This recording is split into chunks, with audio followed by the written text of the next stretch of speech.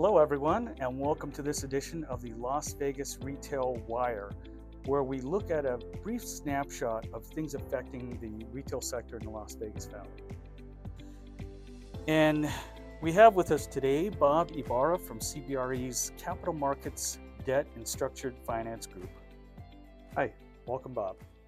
Good to be here, George. Thanks for having me. All right. What are the general criteria for the commercial loans that you source and for what product types?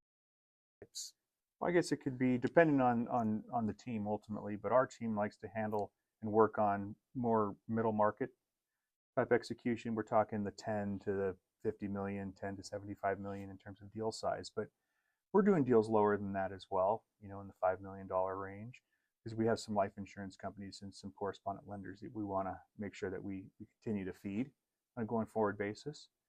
As far as asset types, I say yes to that. So it's really across Perfect. the board. It kind of makes us a little bit more unique, in the market, in that we're not really kind of focused on any particular property type. If most of our lenders are doing different asset classes, so can we. And likewise, we find a lot of our sponsors are in 1, 2, 3 different asset classes. So it's really easy for us to be jumping through to the 4 majors, in addition to having expertise in manufactured housing, mini storage, some hotels. We're doing some hotels right now as well. Perfect. How do the current interest rates differ amongst the various retail asset types? Good question.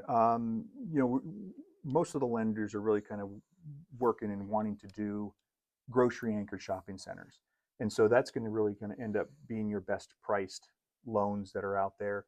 You're typically seeing grocery anchored shopping centers with your life insurance companies leverage of 50 to 55% pricing in that kind of 160 to 180 over treasury range, which can be considerably lower than if you were to look at an unanchored shopping center or maybe even a power center, where you can see considerably wider spreads, but still competitive in that 225 to 250 over range. So it's really kind of depends on the asset type, deal size, and ultimately the different lender options that you have. You'll have your banks, your credit unions, your life insurance companies, CMBS loans, and then for your floating rate value add propositions, that'll be more on the debt fund side. Where are you seeing the most lending activity? A good question. My team is a little different than other teams that you see within the company, in that we're located in different markets. So most of the activity that we're seeing is in the Southwest and Pacific Northwest. So we've got boots on the ground in Arizona, Nevada, Utah, Oregon/Washington, and then California. But we lend on a national basis. I think we've lent in 44 of the 50 states. The majority of the business that we're doing, we're seeing in the West Coast, primarily Arizona, Nevada, California. Got it. And then what asset classes are those concentrated in? Most of the product that we're seeing is in retail, industrial, and multifamily. Offices hasn't been as a big asset class as of late, but we're seeing borrowers kind of go for opportunities in the retail front. That's been an asset class that has really kind of turned the corner after COVID. And so we're seeing most of our activity there in the retail front, followed by industrial, multifamily, and then ultimately office.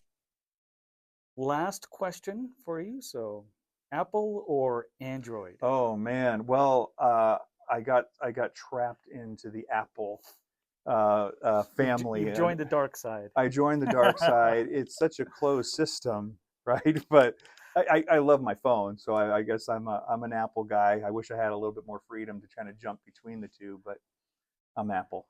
All right. Yeah. Thanks so much, Bob. You're welcome.